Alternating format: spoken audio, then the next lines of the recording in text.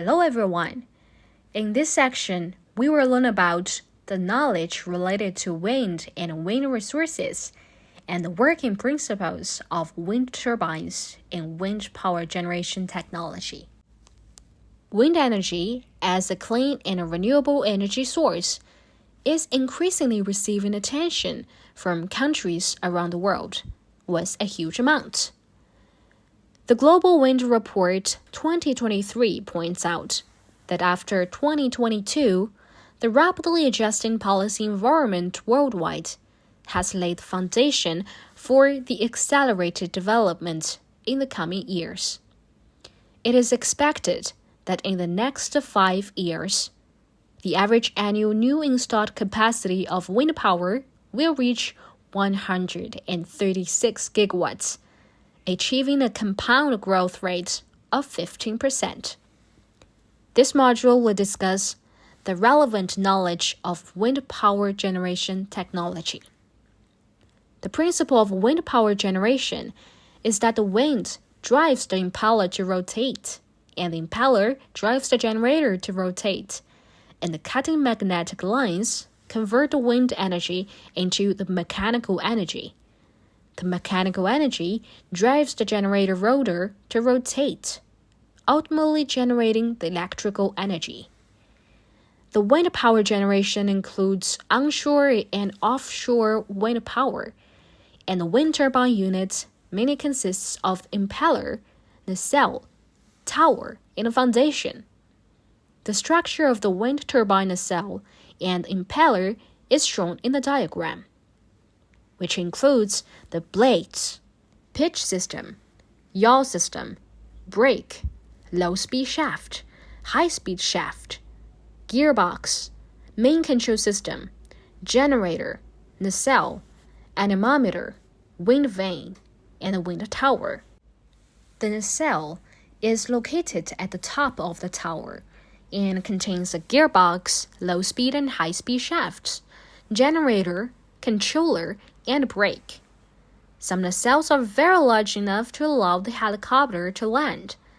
The blades, when the wind blows through the blades, it causes the rotor to rotate. Most wind turbines have 2 or 3 rotating parts of the blades. The rotating part, the blades and hub together form the rotating part. The low-speed shaft follows the blades to rotate the gearbox at a speed of 30 to 60 RPM. The gearbox connects the low-speed shaft to the high-speed shaft, increasing the speed from about 30 to 60 RPM per minute to 1,000 to 1,800 RPM, which is the speed required for most generators to generate electricity. The gearbox is an expensive and heavy part of the wind turbines, and engineers are studying the direct drive generators that operate at lower speeds without the need for a gearbox. The high-speed shaft connects to the rotor of the generator for driving the generator, and the generator generates alternating current with a cycle, which is usually an induction generator. The mainstream types of generators include the squirrel cage asynchronous induction generators, the doubly fed asynchronous induction generators, and the direct drive permanent magnet synchronous induction generators. The wind vane measures the wind direction and communicates with the yaw system to control the blades to face the wind direction head-on. The yaw system adjusts the direction of the windward turbine to ensure that the blades always face the wind direction. When the wind direction changes, the blade pitch system adjusts the pitch angle of the blades to avoid damage to the wind turbine caused by strong winds. The pitch system is a closed-loop drive system, and the turbine main controller calculates the required pitch angle of the blades based on a set of conditions, such as the wind speed, the generator speed, and the power generation. The required pitch angle is used as a set value and transmitted to the pitch system. The anemometer is used to measure the wind speed and transmit the wind speed data to the controller.